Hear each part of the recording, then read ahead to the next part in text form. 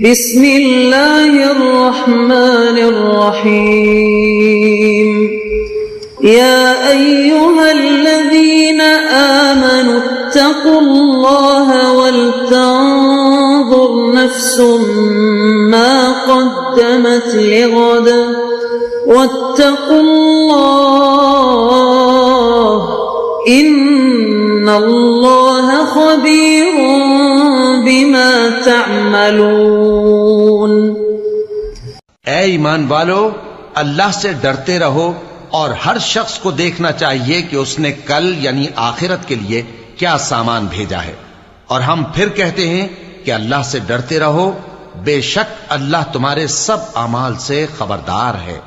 بسم اللہ الرحمن الرحیم، الحمد للہ رب العالمین، والصلاة والسلام على اشرف الانبیاء والمرسلین وعلى آلہ واصحابہ اجمعین ومن تبعہم بإحسان الى یوم الدین۔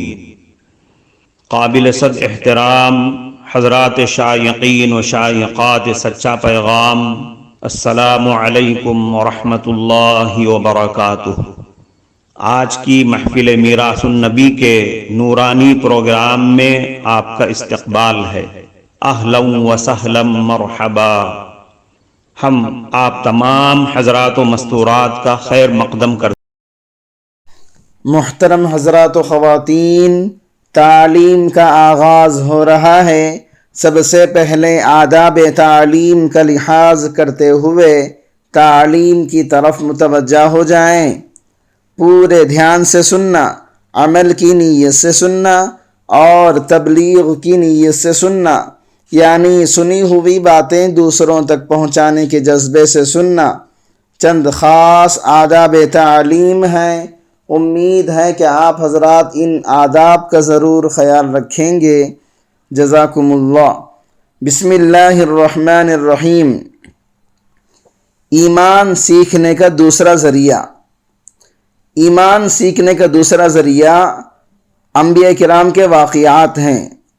اللہ رب العزت نے قرآن مجید میں انبیاء کرام کے واقعات بیان فرمائے ہیں۔ ان واقعات کو بیان کرنے کے دو مقاصد تھے۔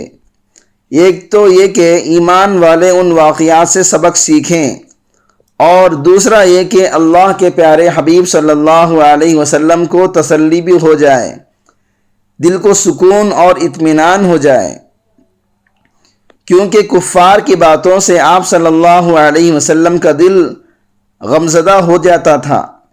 چنانچہ اللہ تعالیٰ ارشاد فرماتے ہیں وَكُلًّا نَقُصُّ عَلَيْكَ مِنْ أَنْبَاءِ الرُّسُلِ مَا نُثَبِّتُ بِهِ فُؤَادَكَ۔ اسی لیے سابقہ انبیاء علیہ السلام کا حوالہ دیا جاتا تھا۔ مثلاً اِنَّا أَوْحَيْنَا إِلَيْكَ كَمَا أَوْحَيْنَا إِلَى نُوحٍ وَالنَّبِيِّينَ مِن بَعْدِ۔ اے میرے محبوب، ہم نے آپ کی طرف وحی نازل کی جیسا کہ ہم نے اپنے احکام حضرت نوح علیہ السلام اور ان کے بعد آنے والے انبیاء پر نازل کیے۔ اسی طرح فرمایا اِنَّا أَرْسَلْنَا إِلَيْكُمْ رَسُولًا شَاهِدًا عَلَيْكُمْ كَمَا أَرْسَلْنَا إِلَى فِرْعَوْنَ رَسُولًا۔ تو دل کو تسلی کے لیے پچھلے انبیاء کے حوالے دیے گئے۔ اگر آپ غور کریں تو حضرت یوسف علیہ السلام کا واقعہ ہمارے سبق سیکھنے کے لیے کافی ہے۔ چھوٹی عمر ہے، جن بھائیوں کو اپنا سمجھا جاتا ہے انہوں نے کنویں میں ڈال دیا۔ کنویں سے نکلے تو معمولی قیمت پر بکتے پھر گئے، جہاں پہنچے وہاں خادم اور غلام بنے۔ اب جو بندہ پردیس میں ہو اور اس کی زندگی غلام کی زندگی ہو تو اس کی تو ظاہری زندگی کسی کام کی نہیں ہوتی، مگر اللہ تعالیٰ یہاں سمجھانا چاہتے ہیں کہ دیکھو وہ اکیلے ہیں، نہ رشتہ دار اپنے، نہ ماں باپ اپنے، نہ برادری اپنی، نہ وطن اپنا، نہ کوئی جان پہچان، کوئی اپنا نہیں، لیکن کچھ چیزیں ان کے پاس اپنی تھیں۔ شرافت اپنی تھی، دیانت اپنی تھی، عفت اور پاک دامنی اپنی تھی، اللہ کے حکم پر استقامت اپنی تھی۔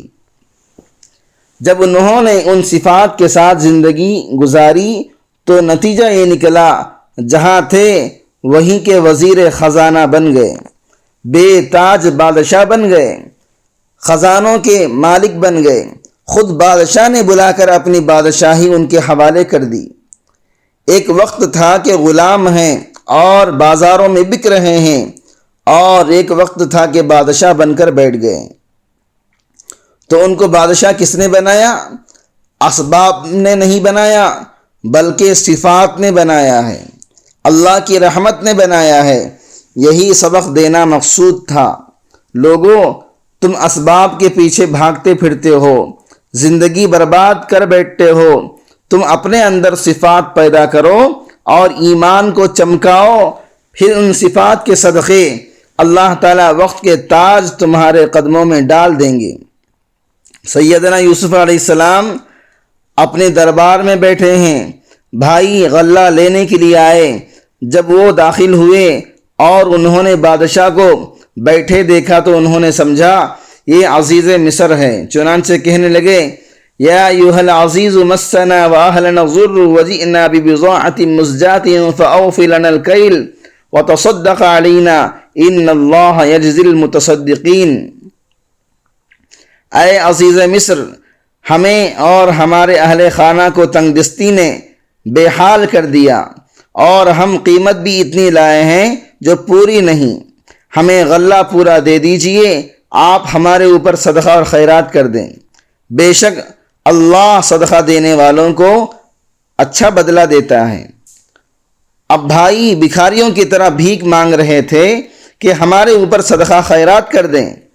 جب حضرت یوسف علیہ السلام نے دیکھا کہ معاملہ یہاں تک پہنچ گیا ہے کہ نبی کے بیٹے آج بھکاری بن کر کھڑے ہیں اور مجھے کہہ رہے ہیں وتصدق علینا، ہمارے اوپر صدقہ کر دیجئے، اس وقت حضرت یوسف علیہ السلام نے پوچھا ما فعلتم بیوسف، تم نے یوسف کے ساتھ کیا سلوک کیا تھا؟ یہ بات ان کے وہم اور گمان میں بھی نہیں تھا، چنانچہ کہنے لگے اِنَّكَ لَأَنْتَ یوسف، کیا آپ یوسف ہیں؟ قال انا یوسف وهذا اخی قد من اللہ علینا، فرمایا ہاں میں یوسف ہوں اور یہ میرا بھائی بنیامین ہے، اللہ نے ہم پر احسان کیا۔ ذرا آگے سنیے، یہ بات ہماری آنکھیں کھولنے کے لیے کافی ہے۔ حضرت یوسف علیہ السلام نے فرمایا انہ من یتقی ویصبر فإن اللہ لا یضیع اجر المحسنین، بے شک جو تقوی اختیار کرتا ہے اور اپنے اندر صبر و ضبط پیدا کر دیتا ہے، اللہ ایسے نیکوکاروں کے اجر کو ضائع نہیں فرمایا کرتے۔ سبق سکھا دیا کہ دیکھو اسباب کے پیچھے مت بھاگو، ایمان بناؤ، اعمال بناؤ، اعمال پر کامیابی ملے گی۔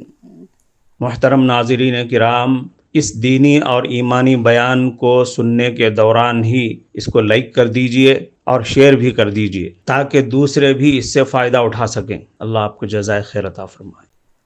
حضرت ابراہیم علیہ السلام کو دیکھیے، اکیلے ہیں، ساری سلطنت کے لوگ مخالفت کر رہے ہیں، بادشاہ وقت بھی مخالف ہے، آگ میں ڈالنے کے پروگرام بنا لیے، لیکن حضرت ابراہیم علیہ السلام اس بات پر ڈٹے رہے کہ میں اللہ کے ساتھ کسی کو شریک نہیں بنا سکتا۔ نتیجہ کیا نکلا کہ اللہ رب العزت نے ان کے لیے دنیا کی آگ کو ٹھنڈا کر دیا۔ قُلْنَا يَا نَارُ كُونِي بَرْدًا وَسَلَامًا عَلَىٰ إِبْرَاهِيمَ، اور جب اس میں کامیاب ہوئے تو اللہ تعالیٰ فرماتے ہیں ہم نے اس میں ابراہیم کو آزمایا۔ وَإِذِ ابْتَلَىٰ إِبْرَاهِيمَ رَبُّهُ بِكَلِمَاتٍ فَأَتَمَّهُنَّ، اور آزمایا حضرت ابراہیم علیہ السلام کو اس کے رب نے چند باتوں میں، پس حضرت ابراہیم علیہ السلام کامیاب ہو گئے۔ پھر اللہ تعالیٰ کیا فرماتے ہیں انی جاعلک للناس اماما، اے ابراہیم میں آپ کو انسانوں کا امام بناتا ہوں۔ غور کرنے کی بات ہے، جو اکیلے تھے، ساری مخلوق ان کی مخالف تھی، وہ اللہ کے حکم پر ڈٹے رہے۔ پھر ایک ایسا وقت آیا کہ اللہ تعالیٰ نے اس اکیلے کو فرمایا کہ میں آپ کو انسانوں کا امام بناتا ہوں۔ چنانچہ آج دیکھیں، یہودی، عیسائی اور مسلمان، دنیا کے تینوں مذاہب کے لوگ حضرت ابراہیم علیہ السلام کا احترام کرتے ہیں اور ان کو اللہ کا سچا پیغمبر مانتے ہیں، اللہ نے انسانوں کا امام بنا دیا۔ اس میں ہمارے لیے سبق ہے، اگر ہم بھی اعمال پر جمے رہیں گے، ظاہر کے حالات جو بھی ہیں، تو نتیجہ کیا نکلے گا؟ بالآخر اللہ تعالی ہمارے حق میں فیصلہ فرما دیں گے۔ آج انسان چھوٹی چھوٹی باتوں پر خدا کا در چھوڑ کر مخلوق کے در پر بھاگ کر جاتا ہے۔ جو سب سے پہلے چھوٹتا ہے وہ خدا کا در ہے۔ سنیے، ایک دوست دوسرے دوست کو فون کرتا ہے، یار مسجد میں نہیں آئے؟ وہ کہتا ہے بس کچھ کاروباری پریشانی تھی، اس لیے آج میں نہیں آ سکا۔ یعنی جب کاروباری پریشانی آئی تو جو در سب سے پہلے چھوٹا وہ خدا کا در تھا۔ سوچنے کی بات ہے، بیوی کا گھر تو نہیں چھوڑا، بچوں کا گھر تو نہیں چھوڑا، ماں باپ کا گھر تو نہیں چھوڑا، وہاں تو رات کو پہنچ گیا، چھوڑا تو رب کا در چھوڑ دیا۔ حالانکہ ہر چیز کو چھوڑ سکتے ہیں لیکن خدا کا در نہیں چھوڑ سکتے۔ اس بات کو سیکھنے کا نام ایمان ہے۔ ہمارے اکابر کی یہی صفت تھی کہ وہ اللہ تعالیٰ کے حکموں کی بجا آوری میں لگے رہتے تھے۔ کفارہ مجلس کی دعا پڑھ لیجئے۔ سبحانک اللہم و بحمدک، اشہد ان لا الہ الا انت، استغفرک و اتوب الیک۔